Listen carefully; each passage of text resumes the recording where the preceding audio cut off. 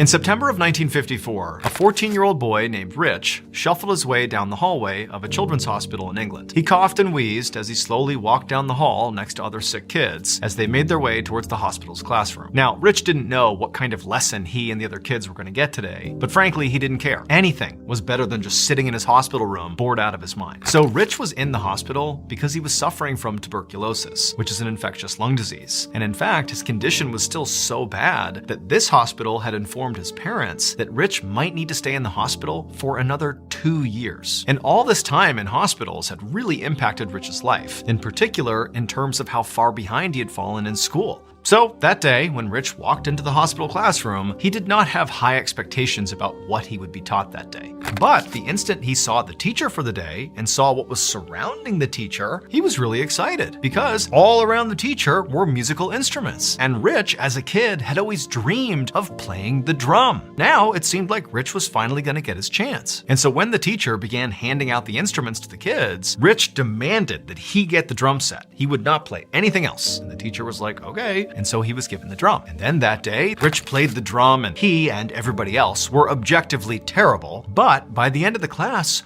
Rich was totally revitalized here. He had this amazing passion for playing the drum. It was like all he wanted to do now. And he figured that because he was going to be stuck in the hospital for the foreseeable future, he would just spend all of his time on practicing playing the drum. So the following day, Rich went into a closet in the hospital and he found these long sticks that were normally used for knitting, and they became his drumsticks. And for the next year and a half, Rich basically banged these makeshift drumsticks on anything he could to practice. Finally, in 1955, when Rich was 16 years old, he was released from the hospital. He was finally cured from tuberculosis. However, despite having his health back, it isn't like his life suddenly got a whole lot easier. Instead, his family was really struggling financially, and so Rich couldn't go back to school. He basically had to get a job in a factory and work full-time just to help support his family. But Rich's outlook on life changed dramatically on Christmas of 1956, because on that Christmas, Rich's stepfather had secretly saved up all this extra money by working all these extra shifts and doing whatever he could to finally buy Rich his own drum set. And so that Christmas, he gets this drum kit and he began practicing even more. And pretty quickly, he began playing with local bands every time he had time off. And before long, he became known as like a guy in town who was like one of the best drummers. And then shortly after that, right as Rich is kind of hitting his stride, being this kind of